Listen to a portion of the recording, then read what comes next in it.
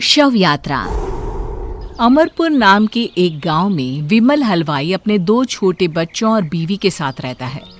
विमल की पत्नी ज्योति भूत प्रेत जादू टोने में बहुत माना करती थी। इसका बिल्कुल विपरीत विमल इन चीजों को दक्यानुसी माना करता था। रोज की तरह विमल अपने मिठाई की दुकान जाने के लिए निकलने की हड़बड़ी में होता है। मैं निकलता हूँ ज्योति, देरी हो जाएगी, दुकान भी खोलनी है मुझे। अजी ध्यान से, आज अमावस्या है। रास्ते में कोई कपड़ा या कुछ भी गिरा हो तो उसे लांग मत दीजिएगा, बगल से चली जाइएगा। अरे ऐसे तो तुम मुझे पागल ही कर दोगी क्या? हाँ, मैं नीचे देखकर चलूं कि सामने से कोई गाड़ी घोड़ा आकर मेरे ऊपर से चला जाए? दोनों हालत में तो मेरी ही मौत है। अरे क्यों सुबह सुबह इतनी अपसुगनी बातें कह रहे हो जी? मेरे गांव में तो ऐसा आंखों के सामने होता हुआ देखा है मैंने, इसीलिए कहती हूँ, वरना मुझे क्या, पड़ोसी को तो नहीं कहना चाहती मैं। पति हैं आप मेरे, इसलिए बोल रही हूँ। विमल अपनी मिठाई की दुकान चला जाता है। दुकान पर पहले से ही ग्राहकों की लंबी लाइन लगी हुई थी। ये लो, वहाँ ज्योति अमावस्या को लेकर परेशान है और आज तो हमेशा से ज्यादा ही लंबी लाइन लगी पड़ी है। अच्छी खासी बिक्री होगी आज। विमल दुकान खोलता है। एक के बाद एक ग्राहक उसकी दुकान पर मिठाई ले रहे होते हैं। तभी गांव की एक बूढ़ी औरत विमल से कहती है, जिस तेजी से बिक्री हो रही है, कहीं किसी की नजर ना लग जाए, नींबू मिर्ची टांग ले। अरे क्या चाची तुम भी, ये सब नजर बजर कुछ नहीं होता है। कैसे लोग हैं मेरे आसपास। अपनी दुकान से शाम को विमल हंसते कूदते वापस घर आता है। हाँ, आज तो अच्छी खासी बिक्री हुई है। एक महीने में जितनी बिक्री होती है, एक ही दिन में आज उतने पैसे कमा लिए मैंने। ये तो बहुत अच्छा हुआ जी, आज ही घर की नजर उतारी है मैंने। बिक्री तो अच्छी होनी ही थी। अच्छा, तुम खाना लगा दो, सारा माल बिक चुका है। मुझे शहर जाना होगा, कुछ चीजों की जरूरत पड़ेगी। रात भर मिठाई बनाऊंगा, तब जाकर कल सुबह दुकान खोल पाऊंगा। खाना खाकर विमल शहर जाने के लिए निकल पड़ता है। सुनिए जी, ध्यान से जाइएगा। चौरस्ते पर किसी जादू टोने की चीज पर पैर मत रख दीजिएगा। हे भगवान, हद हो गई ज्योति, ये तो मैं जा रहा हूं। विमल गुस्से से शहर जाने निकल पड़ता है। रात का काला घना अंधेरा, चांद की एक भी किरण ना होने के कारण अंधेरे में कुछ भी देख पाना मुश्किल था। जंगल के बीच के एक अधकच्चे रास्ते से विमल जा रहा होता है। चारों तरफ गुफ अंधेरा और सन्नाटा सुनाई दे रहा था, और सुनाई दे रही थी विमल के पैर के नीचे आ रहे सूखे पत्तों की आवाजें। तभी अचानक दूर से उसे कुछ आवाजें सुनाई देती है।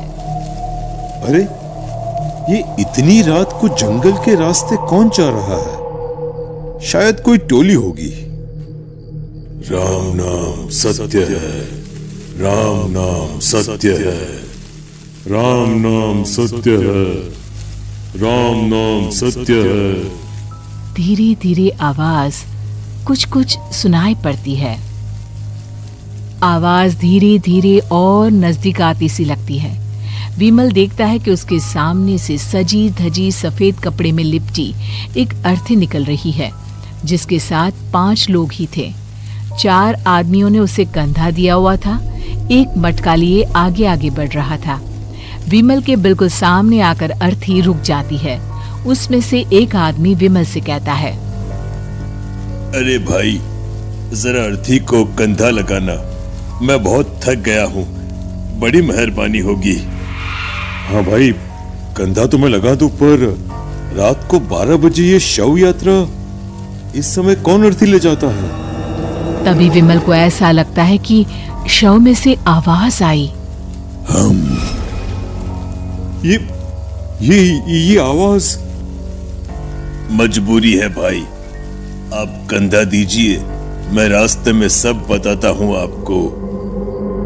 विमल अर्थी को कंधा दिए चल रहा होता है कि उसे ऐसा लगता है कि हाथ में मटका लिए जो आदमी शव के आगे चल रहा है उसके पैर उल्टे हैं। क्या हुआ भाई, हकला क्यों रहे हो? आपके साथी के पैर उल्टे। विमल अपनी बात पूरी भी नहीं कर पाता कि वो देखता है कि उस आदमी के पैर तो सीधे ही हैं। अरे नहीं, कुछ नहीं, मुझे शायद वहम हुआ होगा। धीरे धीरे सब आगे बढ़ रहे होते हैं। तब विमल को अचानक लगता है मटके में से एक हाथ बाहर आ रहा है। विमल घबरा जाता है। इसके पहले वो कुछ बोल पाता, कल्लू कहता है, मेरा नाम कल्लू है। हम 6 दोस्त थे, जिसमें से एक को तो तुम सोया हुआ देख रहे हो। इतनी पक्की दोस्ती थी कि जैसे हम सब सगे भाई हैं। पर किस्मत का कोई क्या कर सकता है। आज से 4 साल पहले एक नदी में हम सब नहाने गए थे, जिसमें डूबकर राजेश की मौत हो गई। किसी मजबूरी के कारण हमें उसकी अर्थी को रात को ही शमशान घाट ले जाना पड़ा। हम 5 उसे ले जा रहे थे। 4 साल पहले आप 5 में मैं कुछ समझा नहीं। मंकू अपनी गर्दन पीछे घुमाकर अपनी आंखें बड़ी बड़ी कर विमल से कहता है, अरे भाई, पूरी कहानी खत्म होने दो, फिर बीच में बोल लेना, ठीक है? तभी रास्ते में एक हादसे में अपने दोस्त के साथ हम सभी मर गए। वो सामने देखो, हमारा दोस्त।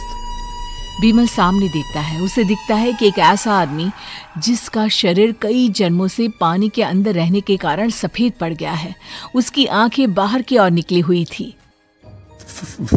फिर ये अर्थी किसकी है? अर्थी के साथ के लोग अर्थी को नीचे रखते हुए एक साथ विमल की ओर देखते हुए कहते हैं, तुम खुद ही देख लो। विमल शव पर से सफेद कपड़ा हटाता है। शव की जगह खुद को ही देखकर विमल के होश उड़ जाते हैं। वो शव विमल की ही थी। पलक झपकते ही विमल उस अर्थी की जगह पर होता है। 6 के 6 दोस्त उसी तरह अर्थी को उठाकर चलने लग जाते हैं।